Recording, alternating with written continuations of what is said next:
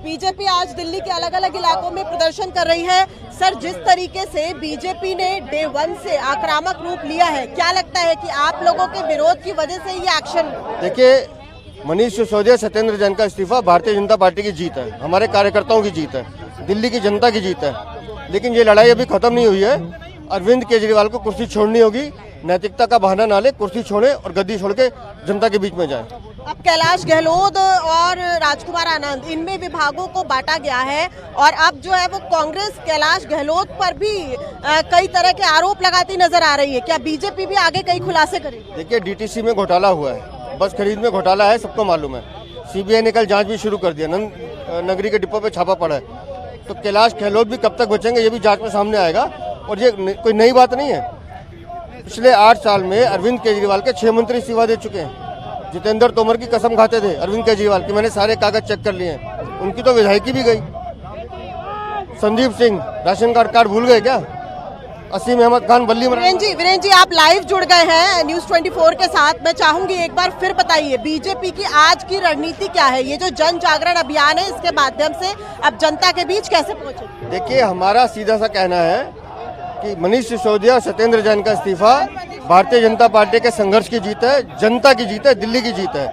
लेकिन मनीष और सत्येंद्र जैन के इस्तीफे से कहानी खत्म नहीं होती है। शराब घोटाले की जो काली दलाली अरविंद केजरीवाल ने भी खाई है, उसके वो सूत्रधार है, सरगना है, उन्हें भी कुर्सी छोड़नी होगी। बिल्कुल। और देखिए कि किस तरीके से आईटीओ का, मैं आपको एक आईटीओ का पूरा एक नज़ारा दिखाती हूँ। ये है आईटीओ का चौक।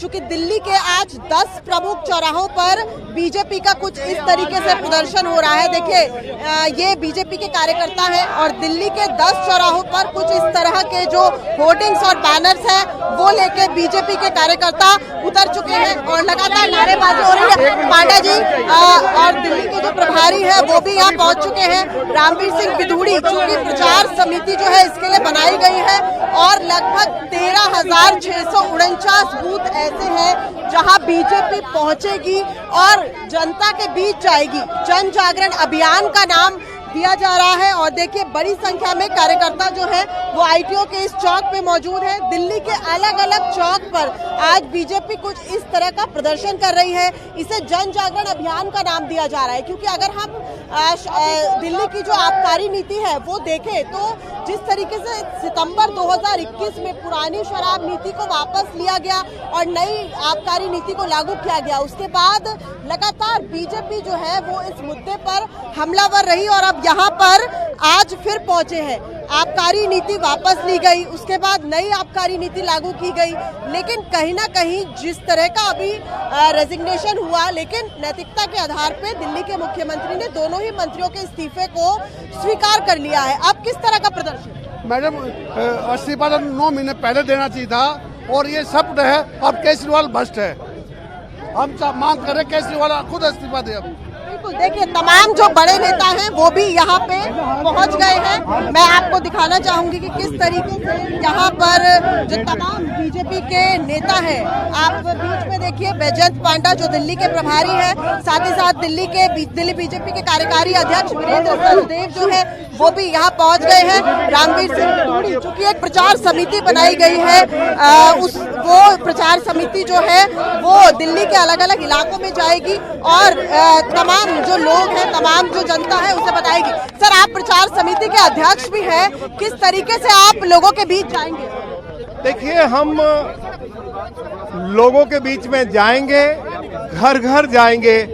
हजारों करोड़ रुपए का जो शराब घोटाला है उसकी जानकारी जन जन तक पहुंचाएंगे। अरविंद केजरीवाल ने दिल्ली को शराब की नगरी बनाने का प्रयास किया। अरविंद केजरीवाल ने हजारों करोड़ रुपए का नई शराब नीति में, यानी अब आपकी मांग है कि अरविंद केजरीवाल को नैतिकता के आधार पर, क्या मांग क्या है आप? क्योंकि इस शराब घोटाले के सूत्रधार दिल्ली के मुख्यमंत्री अरविंद केजरीवाल हैं। उनको अपने पद से त्यागपत्र देना पड़ेगा क्योंकि ये हजारों करोड़ रुपए का घोटाला है। दिल्ली सरकार को भी 3,000 करोड़ रुपए का घाटा हुआ है।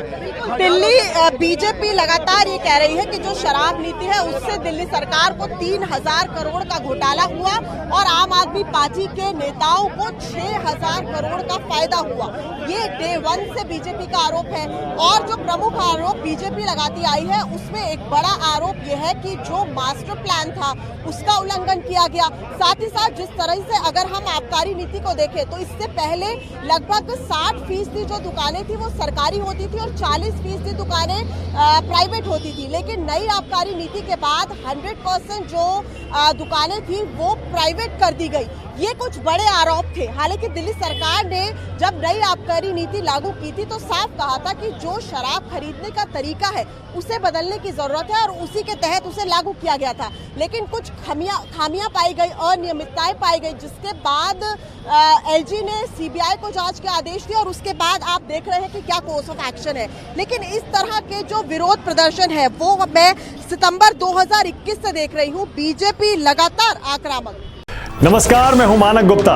अगर आपको हमारा ये वीडियो पसंद आया हो तो इसे लाइक और शेयर जरूर करें और हाँ, हमें सब्सक्राइब और फॉलो करना ना भूलें ताकि आप देश और दुनिया की कोई खबर मिस ना करें।